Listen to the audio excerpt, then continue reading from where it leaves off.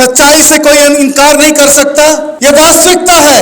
हमारा समाज दो वर्गों में बटा हुआ है। एक तरफ लुटेरा, एक तरफ कमेरा, एक तरफ पूंजीपति, एक तरफ मजदूर किसान, एक तरफ संपदा पैदा करने वाला और दूसरी तरफ उस संपदा को हड़पने वाला। इसका अंजाम क्या हो रहा है? आजादी के बाद से गरीब गरीब होता जा रहा है, अमीर अमीर होता जा रहा है। इस सच्चाई को क्या नकारा जा सकता है? जब वर्ग विभाजित समाज है, राजनीति भी दो होंगी, दो राजनीति होंगी।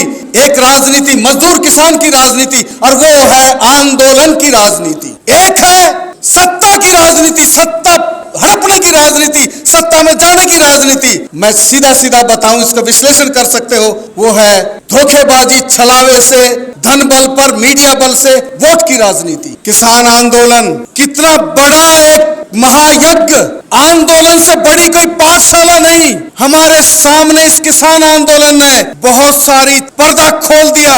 किसान आंदोलन के बारे में ये कहा जाता है कि ये इसीलिए मोदी फासिस्ट ने, इस फांसीवादी सरकार ने इसीलिए ये हमारी मांगे मान ली क्योंकि चुनाव आ रहे थे यूपी में। ये अति सरलीकरण है। नहीं साथियों, इस किसान आंदोलन ने एक नैरेटिव, एक जो हम सालों से, जो हम आजादी के बाद से जो बात बताते जा रहे थे कि ये राज सत्ता पूंजीपति की है, अडानियों अंबानियों की है। इस किसान आंदोलन ने लोगों के अंदर इस बात को पहुंचा दिया और लोगों ने इस बात को समझ लिया कि ये राज सत्ता, ये राज, ये अडानियों अंबानियों के लिए, पूंजीपतियों के लिए है। ये सरकारें ये पूंजीपतियों के लिए है। ये तमाम प्रशासन, ये तमाम तंत्र ये पूंजीपतियों के लिए है। ये जो नैरेटिव, जो किसान आंदोलन ने जो सीख, जो जन जन तक पहुंचा दिया, और जब उन्होंने समझा कि ये इस व्यवस्था का विरोधी, इस व्यवस्था के विरोध में, इस व्यवस्था के लिए खतरा पैदा हो रहा है, इस व्यवस्था के खिलाफ जनमानस तैयार हो रहा है, पूंजीपति की सत्ता कांप गई, तब उनको ये मजबूर होना पड़ा था। तब उनको ये कानून वापस लेने के लिए मजबूर होना पड़ा था।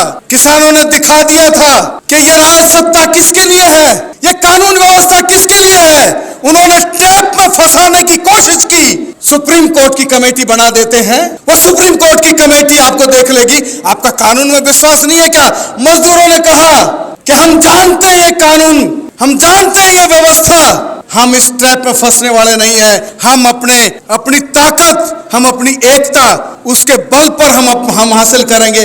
हम कोई भीख नहीं मांग रहे हैं, हम कोई दया नहीं मांग रहे। क्या कानून करेगा इसमें? आंदोलन की राजनीति एकता की राजनीति है, और इस बुर्जुआ संसदीय राजनीति फूट की राजनीति है। उस वोट की राजनीति मेरे अंदर धर्म का भेद पैदा करती है, सांप्रदायिकता पैदा करती है, जातवाद पैदा करती है।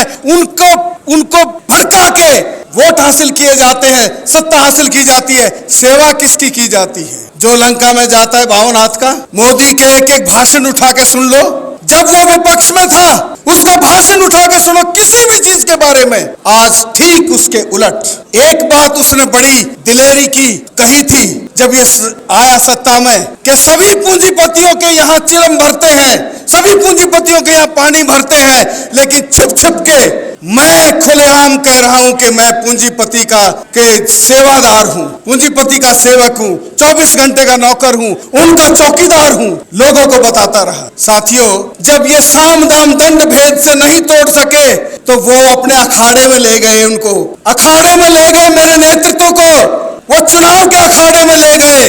अरे उनकी पिच पर चले गए। उन्होंने तो भाई पैसा और झूठ और तूफान और फूट और तमाम चीजों से मेरे उस नेतृत्व की, जो विश्व पैमाने का नेतृत्व था, विश्व पैमाने का नेतृत्व था, जिसके विश्व में जिसकी इज्जत हुई थी, उसकी इज्जत को, उसकी जमानत जब्त करा दी। क्या मिला?